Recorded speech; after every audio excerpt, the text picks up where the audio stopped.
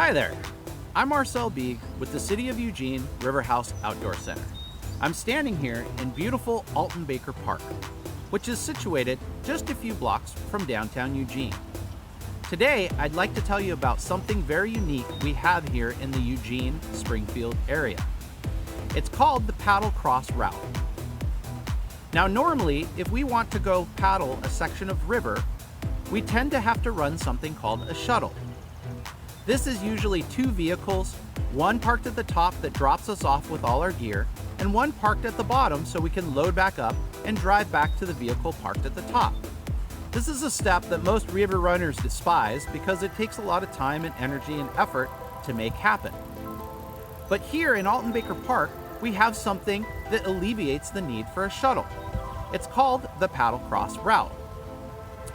This allows you to effectively paddle a loop while still getting a wonderful section of river with some whitewater and fun rapids. This loop is achieved through something called the canoe canal. The canoe canal has very low current and 4 portages that allow you to paddle upstream to a put-in called D Street. There at D Street, you can move to the river and paddle back downstream through some class 1 and 2 rapids back to your car here at Alton Baker Park. It's about a 3-mile loop, and it's a really great workout that takes you to some incredibly beautiful natural areas. The other wonderful thing is that if you don't have the skill or equipment to run class 1 and 2 rapids, you can still paddle up the canoe canal and turn around at any point. Now there's a lot of things to know about running the canoe canal and the river that we'll cover in a different video. That will specifically cover what equipment we need, some safety protocols, and personal things that we need to be aware of if we want to do this route. In this video, however, we're going to look at the specifics of the route. So we will do this by actually paddling the route, pointing out hazards, pointing out the portages, and also pointing out points of interest along the way. That way you'll basically have a digital guide on what this whole route is all about. And hopefully this will help you make an educated decision if it's right for you. This PaddleCross route is also the race that is held during the Willamette River Festival. So if you're a racer that's thinking about entering that event, you can watch this video and basically get some strategies that you might use during the race. But regardless, let's get ready and come along and paddle the PaddleCross route. Okay, so here we are at the parking lot. I tend to actually park as close as I can to the takeout rather than the put-in, because that allows me to not have to walk as far at the end of the paddle when I might be tired. From where I was parked, it's about a 250-yard walk to the put-in. Now be aware there are bicyclists, people walking, and also cars moving around, so you have to really watch out for what you're doing.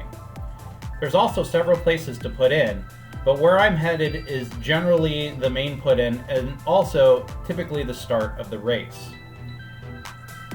Here's an aerial view of the put-in. So you can see it's a nice beach that you can kind of get up against and then hop right in. So no big deal.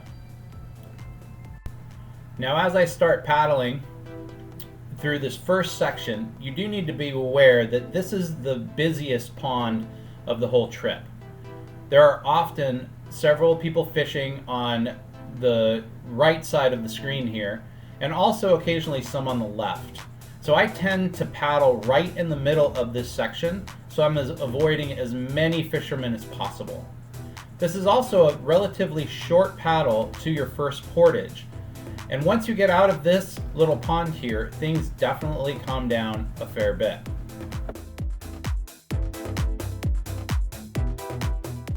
So I'm already pulling up to the first portage, and I'm looking for this culvert on the right side of the screen, as well as the trail that you see straight ahead. Here's an aerial view again.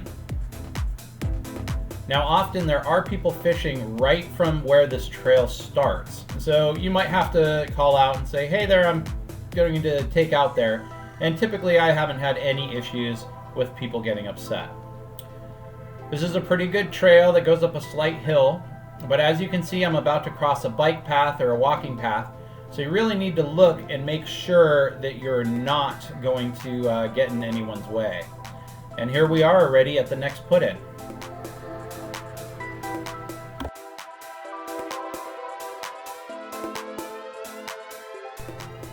Now it's important to note as I get started in this next section of the canal that I filmed this in the spring or early summer, and there wasn't a lot of river vegetation growing in yet.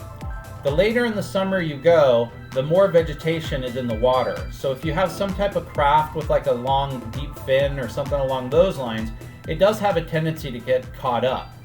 And although the flow and the level in the canoe canal doesn't change very much, those vegetation that does fill the canal throughout the summer can make it challenging as we paddle through. Now if you look to the right here, I'm coming up to the Cuthberg Amphitheater, where in the summertime there's several concerts there. And often if you're paddling this route while a concert's going on, you can hear the music as you paddle by.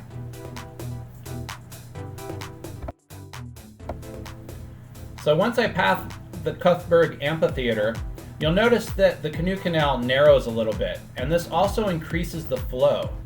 The plus of this is that it keeps most of the vegetation down in the water, but the flip side is that you have to contend with a little more current.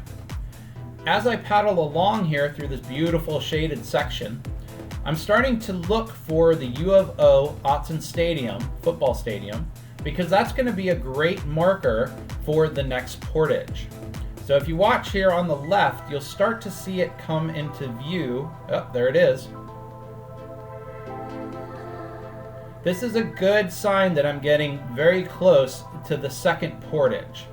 Now this portage will be on the left side, and you'll start to see what's called the canoe slide ahead of you. So I'll pull over to the left here. Here's a little aerial view of what that all looks like. And this actually has a little paved section that I can walk up to make it really easy to get to the top of this canoe slide. Now if you have the skills and you're paddling down the canoe canal, you can also run that little slide if you're comfortable with it, and it saves you from having to do this portage.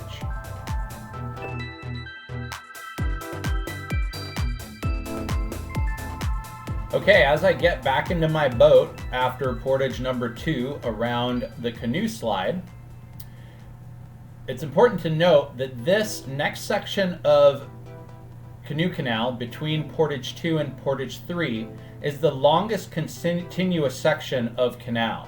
So I'm definitely going to be paddling along here for a while. This section can also get very, very vegetated throughout the summer. So right now you'll see the water is a little bit silty, and you'll notice that you're not really seeing any vegetation. But as summer goes on, that water will start to clear up and the vegetation will really start to grow and fill in the canal. This is no big deal, you just have to be a little more strategic as you're paddling along. There you see some other paddlers heading downstream, so you can already tell that this is a popular section. There's another one.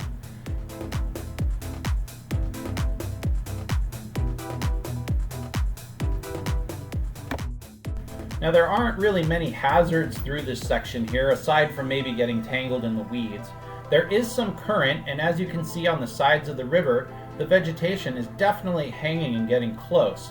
So if you were to swim into one of those, it definitely could be a sweeper creating a hazard, so simply be aware.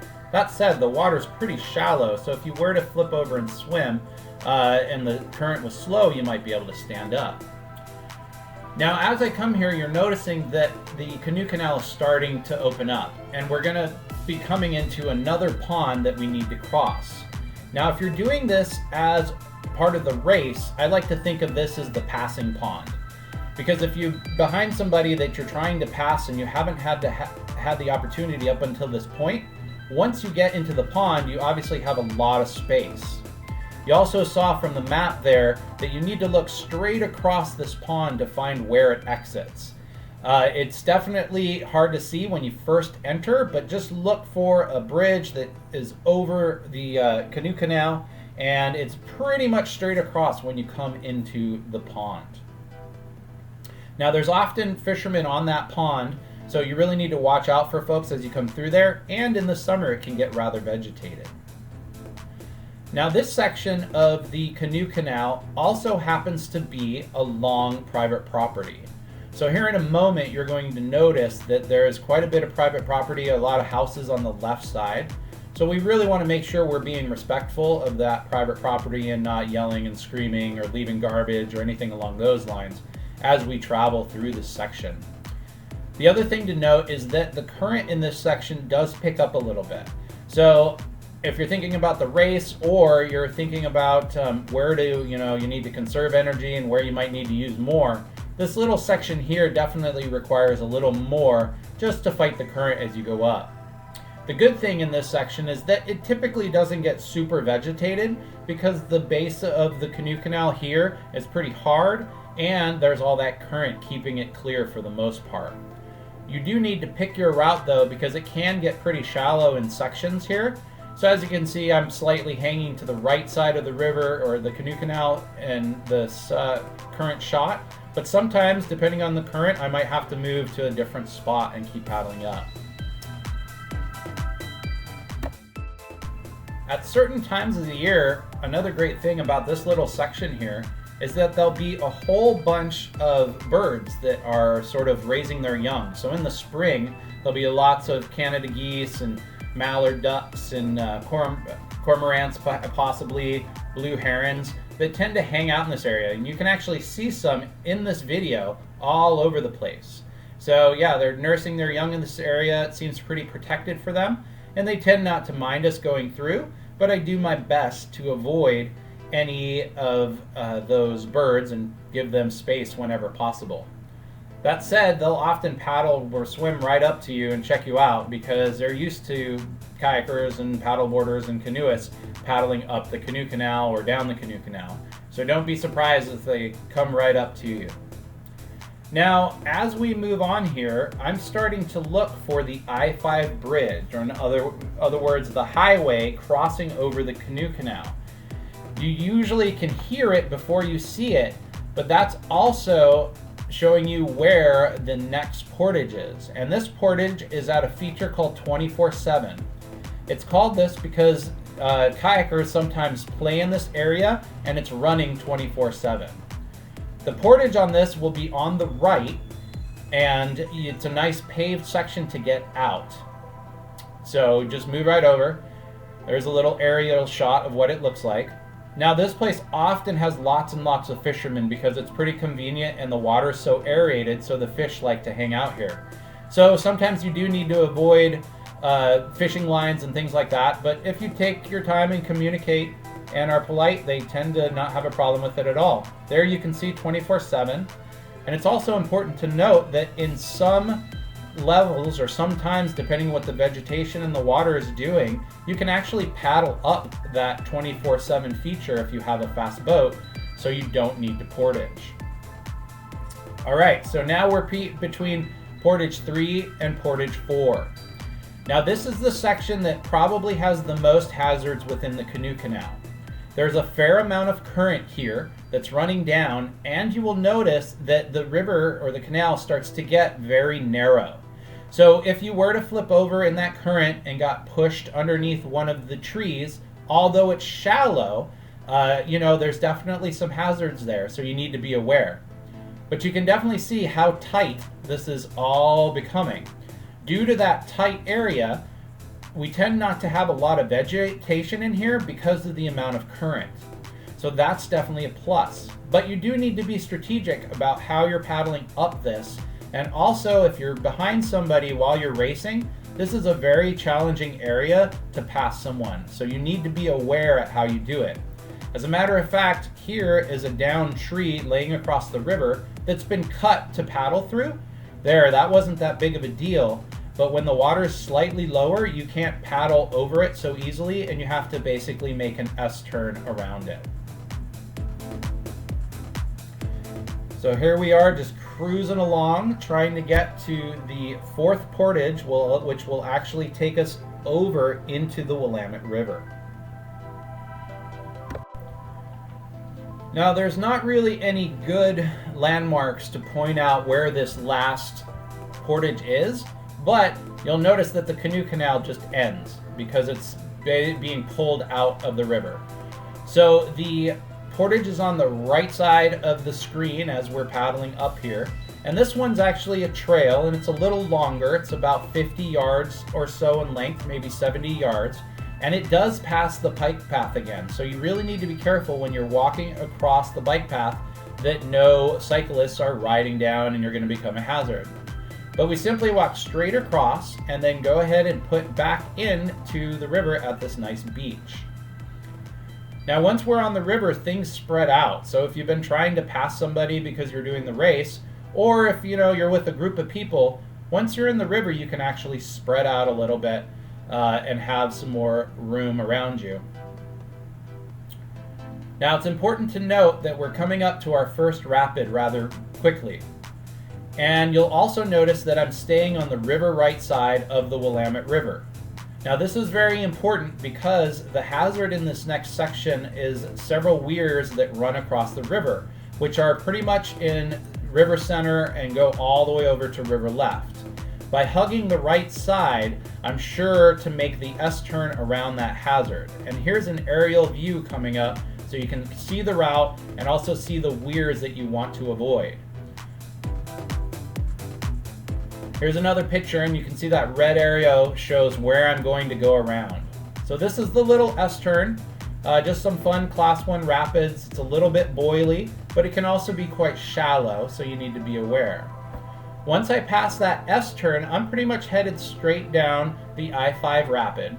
And for the most part, I'm just trying to avoid several rocks in this section at most flows, unless it's very, very high. But at the bottom of this rapid, there's also some fun big standing waves that I get to go through right there. You'll also have people surfing in that area, so stand-up board surfers as well as playboat kayakers will ride a feature to the right there that is called Cotton Candy. So every once in a while, you'll see a lot of folks in that area.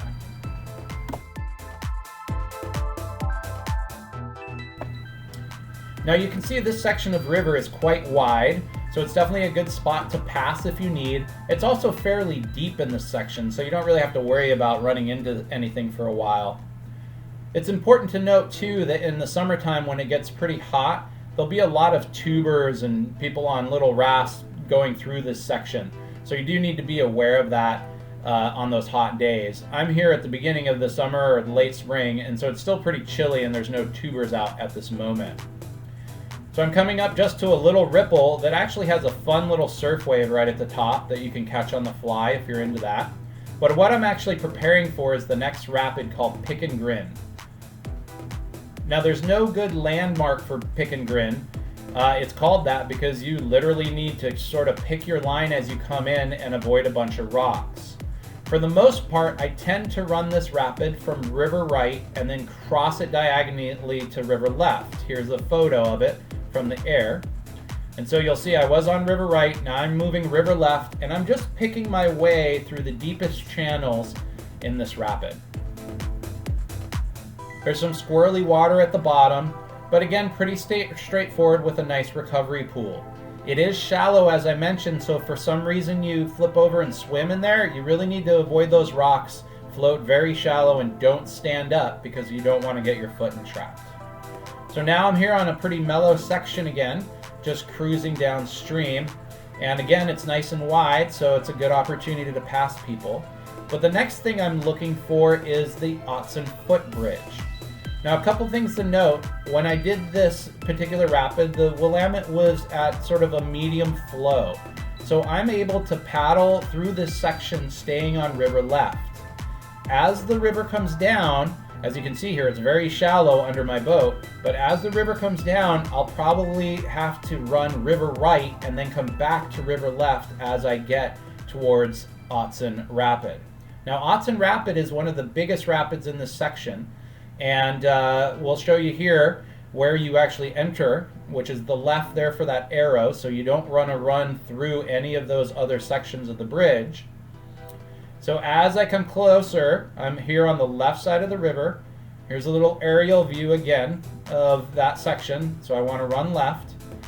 And the beginning is just some fun splashies that then mellows out, but here below we get into a really, really nice wave train. So this is kind of a first-person angle, and here's another video of a whitewater kayaker running through Otson Rapids. So you can see it's definitely a class 2 with some nice standing waves. It's fairly deep, but you know, there is certainly the hazard of flipping in that area. Once we're past Otson Rapid, it's again a nice flat section of river that spreads out. We do start to get into a little shallow area, so you need to pick out your particular line so you can see the bedrock underneath there. But we're actually getting quite close to the takeout now. We still have one fun Class 2 rapid between us and the takeout. And what I'm starting to look for is a large building on the left side, which shows you where the rapid is. The rapid is broken into 3 parts. A fun little splashy entry where you can run anywhere, then a middle little rapid that you have to run river left because it's created by a diversion fence straight out in front of the steam building, which is on your left. Here's a still of where you don't want to run. So you'll notice that I will paddle just to the left of that area. If you're in your boat, it's not a big deal because you can go over the fence, but if you were swimming, it would certainly be a hazard. Here's the last section of that rapid, which is just a fun Class 2 splash. As soon as I pass through that rapid, I'm looking for 2 landmarks, the E-Web building on the left and the walkover bridge in the center. The beach that I'm taking out at is on the river right side, just upstream from the walking bridge. Here's a little aerial view so you can see what it looks like. Now at different levels, there will be more or less of that beach showing, but regardless, it's typically a pretty easy spot to get out. From here, I'll pick up my boat, walk across this cobble beach to a trail that's right in the middle, which takes me up to the bike path or walking path. So here, I certainly need to look both directions before I cross so I'm not a hazard. I then walk about 200 to 250 yards across this field, over another bike path, so look both ways, back to my car. As mentioned before, I like to park closer to the takeout because this is definitely a little bit of a walk to get back to my car.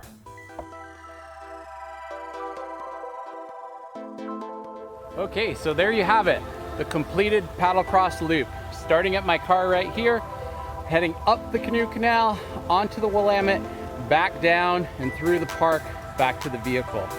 As I said, it's an awesome tour. It's very unique for our local area here in Eugene and Springfield, and I highly recommend that if you have the skill to give it a try, go for it, or get the education so that you do have the skill to try it. Thanks so much for tuning in, and check out the credits for some information on contact and other videos that might help you, and we hope to see you soon at a River House program.